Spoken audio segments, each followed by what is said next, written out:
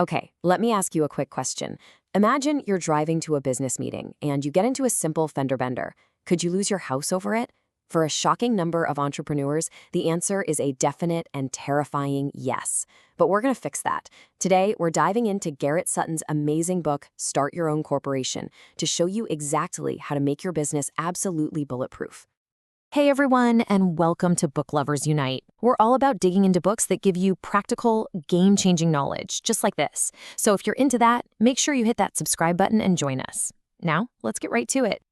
I want you to really think about this for a second. Seriously, if your business got sued tomorrow, could they come after your personal savings, your car, the home your family lives in? It's a scary thought, but for millions and millions of small business owners out there, the answer is a resounding yes. And the reason why usually comes down to this one very common trap. It's called being a sole proprietor. You know, it's the default setting, right? It's the easiest, quickest way to get started. But, and this is a huge but, as Garrett Sutton points out, it's also by far the most dangerous way to run a business. I mean, just look at the language he uses here, roadkill. That's pretty harsh, right? But he uses such a strong metaphor for a very specific reason.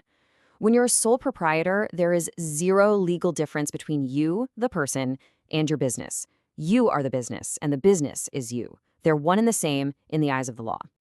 And this slide just lays it out perfectly. Look at the left side. No separation. That means a lawsuit against the business can just plow right through and take your personal assets. But over on the right, with a corporation or an LLC, you've built this legal shield. You've created a completely separate legal person. So if the business gets hit, the entity takes the blow, and your personal stuff stays safe behind this firewall. So the big takeaway here is you need a shield. That's non-negotiable. But which one is right for you? This is where we stop talking about the problem and start looking at the solutions. We're going to look at the different kinds of legal entities you can use to build your own financial fortress. This right here is the core philosophy from the whole Rich Dad series, and it's brilliant. Now, it doesn't mean being sneaky or irresponsible, it means being smart. The idea is that you, personally, don't need to have your name on all the assets. Instead, you create legal entities like an LLC, and they own the assets, and you control the entities. It's all about that strategic separation. Okay, so let's clear up this whole alphabet soup of business structures, because it can get confusing. Just think of it like this.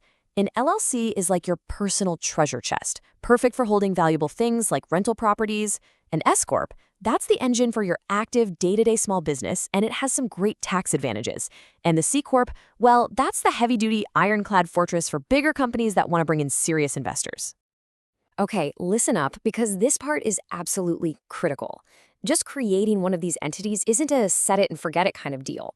You've built the shield, which is great, but now you have to actually maintain it.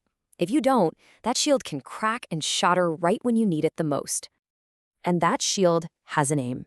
It's called the corporate veil. It's this invisible but legally powerful barrier between your business life and your personal life. Now, if someone sues your business, their lawyer's entire job is to look for cracks in that veil so they can pierce it and get to your personal bank account. And believe it or not, these are the 3 easiest ways people accidentally hand that lawyer a hammer. Number 1, commingling funds. You use the business debit card to buy groceries or pay a personal bill. That's a huge crack. Number 2, skipping formalities. You don't hold an annual meeting or write it down. Another crack. And number 3, undercapitalizing. You start the business with like $10 and can't even pay its own bills. That's the final blow. If you do these things in a courtroom, that shield might as well be made of paper. All right, now we're getting into some of the more advanced pro-level strategies from the book. You'd probably just assume that you should set up your company in the state where you live, right? Well, as Sutton explains, that's not always the best move. Some states actually offer way better protection than others. You'll often hear about states like Nevada and Wyoming, and that's because they are basically legal fortresses for business owners. They offer something amazing called charging order protection. Now, in simple terms, here's what that means. If someone sues you personally, not the business, the absolute most they can get is a lien on the profits that your business pays out to you. They cannot force you to sell the business assets. They can't take over the company. It is an incredibly powerful defense, not to mention the extra privacy and no state income tax. So, besides just protecting your assets, using a corporation totally flips the script on how you handle taxes. It's honestly one of the biggest legal secrets to how the wealthy pay so much less in taxes than everyone else. This is so important. Just look at these two patterns. As an employee, you earn money, the government immediately takes its taxes, and then you get to spend whatever's left over.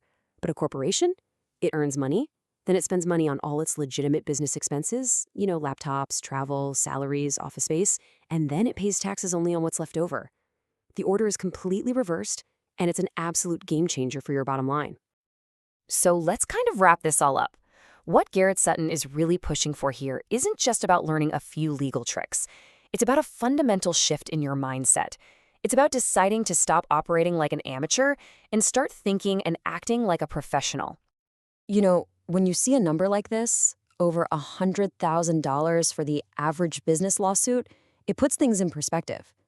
Suddenly, the few $100 it costs to properly set up an LLC doesn't feel like an expense anymore, does it? It's an investment. It's insurance against a financial disaster that could literally ruin your life.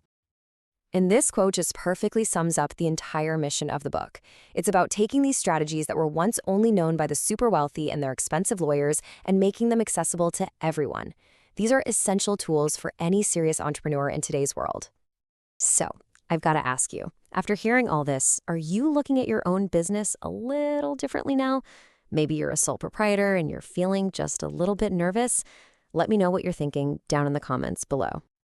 And that is our deep dive into Start Your Own Corporation. If you found this useful, do me a favor and give this a thumbs up. It really helps us get this crucial info out to more people just like you. And of course, subscribe to Book Lovers Unite so you don't miss our next breakdown. Thanks so much for watching. Now go build your fortress.